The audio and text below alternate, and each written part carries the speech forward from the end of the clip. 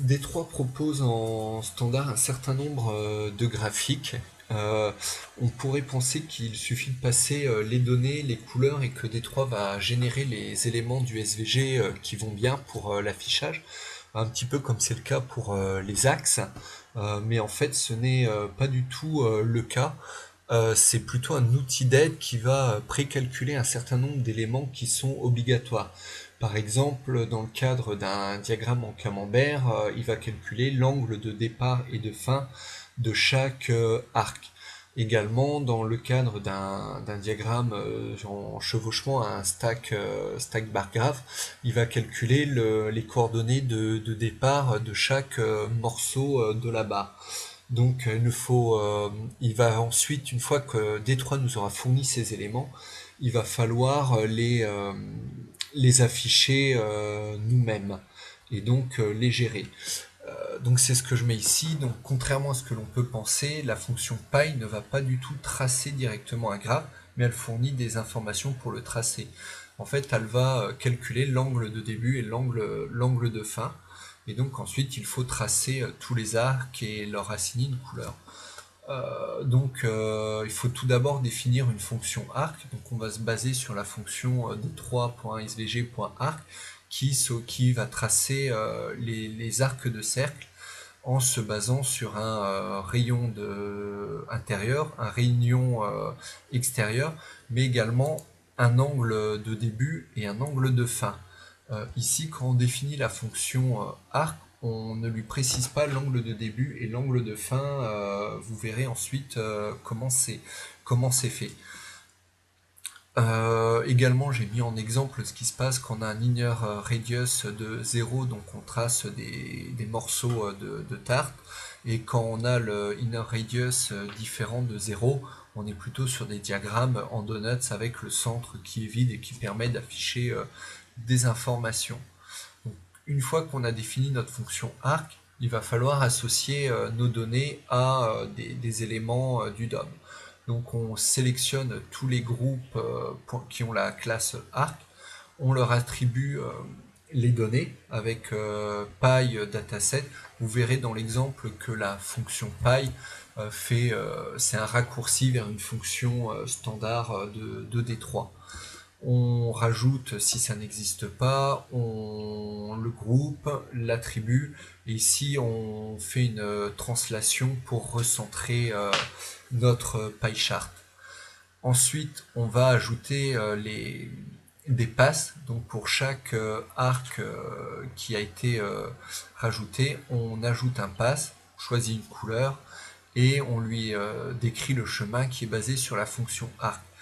Ici, au niveau des datas, la fonction py va précalculer l'angle de début et l'angle de fin.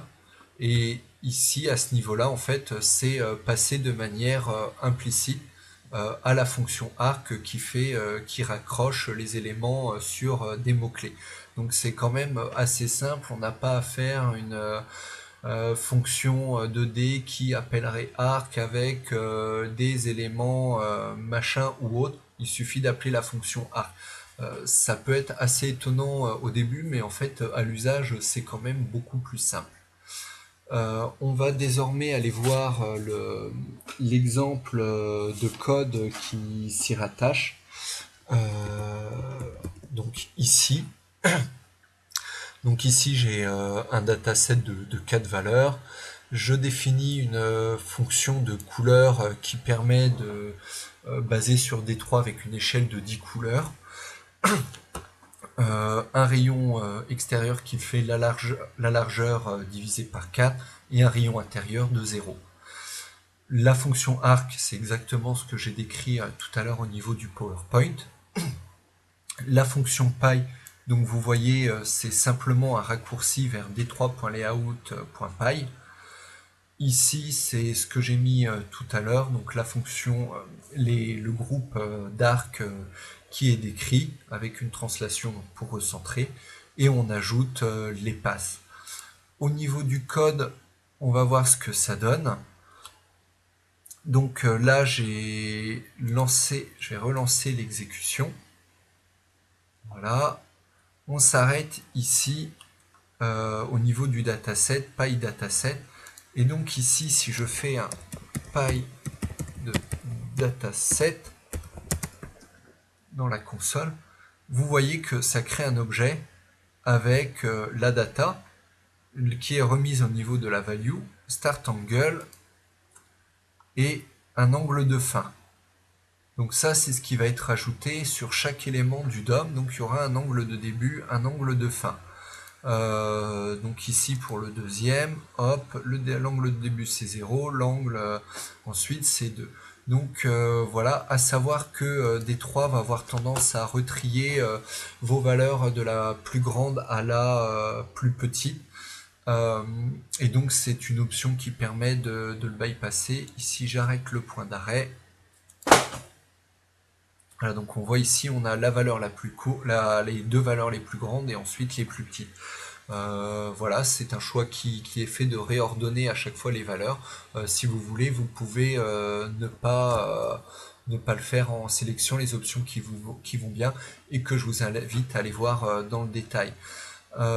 Comme d'habitude, n'hésitez pas à manipuler vous-même tous ces éléments, à regarder au niveau de la console en faisant des exécutions pas à pas pour voir ce qui se passe au niveau de l'appel de la fonction arc, de voir les éléments qui sont passés et de regarder éventuellement même dans le code de D3 pour voir réellement comment les éléments ajoutés sont passés.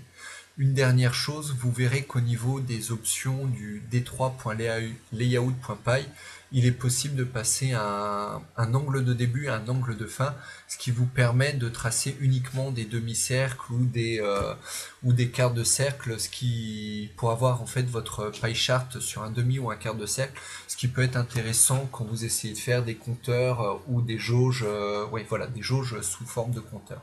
Voilà, n'hésitez pas à poser des questions sur Open Classroom, sur YouTube ou sur Twitter.